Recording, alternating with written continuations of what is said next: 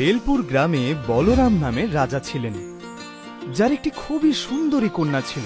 আর তার থেকেও বেশি সুন্দর ছিল তার নাকের নথ, যেটা তার মা তাকে দিয়েছিলেন। মায়ের শেষ চিহ্ন রাজকুমারী কখনোই নিজের থেকে আলাদা করতেন না, আর সেই নথও তার সৌন্দর্যকে আরো কয়েক গুণ বাড়িয়ে দিত।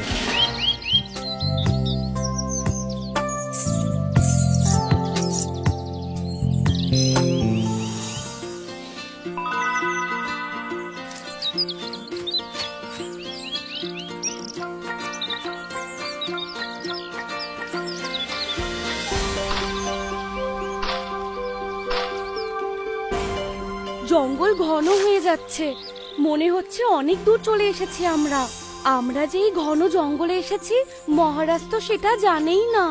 আমরা তো মহারাজের সম্মতি নিয়েও আসিনি।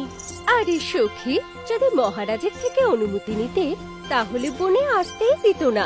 আর তাছাড়া রাজপ্রাসাদের বাইরে কি সুন্দর দুনিয়া রয়েছে, সে কথা আমরা কি করে জানবো যদি আমরা রাজপ্রাসাদেই থেকে যাই? রাজকুমারী জানতেন না ওনার সৌন্দর্য আর ওনার ওই নথ ওনাকে কত বড় বিপদে ফেলতে চলেছিল।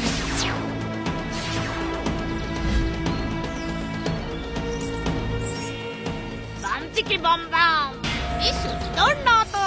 ওই নথটা যদি আমি পেয়ে যাই তাহলে দৈত্যরাজ আমার উপর খুশি হবে। দেখো সখী, কি সুন্দর বাগান, ফুলের সুগন্ধেই আমার মন সুগন্ধিত হয়ে যাচ্ছে। আর ওই পাখিদের কলরব কোনো সঙ্গীতের চেয়ে কম নয়। আমি ওর কাছ থেকে এই নথটা ছিনিয়ে নেব। চোখের নিমেষেই ডাইনি এক বৃদ্ধা মহিলার রূপ নিল আর রাজকুমারীর কাছে গেল। শোনো মা, একটু দাঁড়াও, আমায় একটু সাহায্য করো। কি হয়েছে মা? আপনি কে আর একা এই বনে কি করছেন? মা, আমি পাশের গ্রামেই থাকি। আমার নাতনির বিয়ে, আমি বুড়ো মানুষ।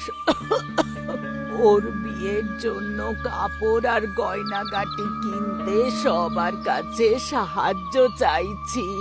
আমার কাছে আপনি কি সাহায্য চান? আমি তোমার ওই নাকের নথটা চাই মা। এটা পরলে ওকে খুব সুন্দর দেখাবে।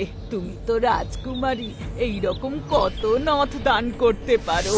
কিন্তু মা, এর বদলে আপনি অন্য কিছু নিয়ে নিন। এটা আমার মায়ের শেষ চিহ্ন, এটা আমি আপনাকে দিতে পারবো না।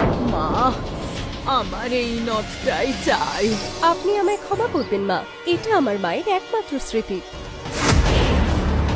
যদি তুই আমাকে এই নথটা না দিস তাহলে দেখিস আমি তোর কি অবস্থা করি। আমি এই রাজ্যের রাজকুমারী, আপনি কি এটা জানেন না? আকরাম বাকরাম বাকরাম, তোর নথের জন্য তোর প্রাণ হবে ওষ্ঠাগত। পালাও রাজকুমারী, চলো পালাও, না হলে আমাদেরকে মেরে ফেলবে। আর এটা কি হচ্ছে? এটা আমার কি হচ্ছে? আমার শরীর আর চোখের নিমেষেই রাজকুমারী একটি ডাইনিতে পরিণত হয়। এই নথ যতক্ষণ তোর নাকে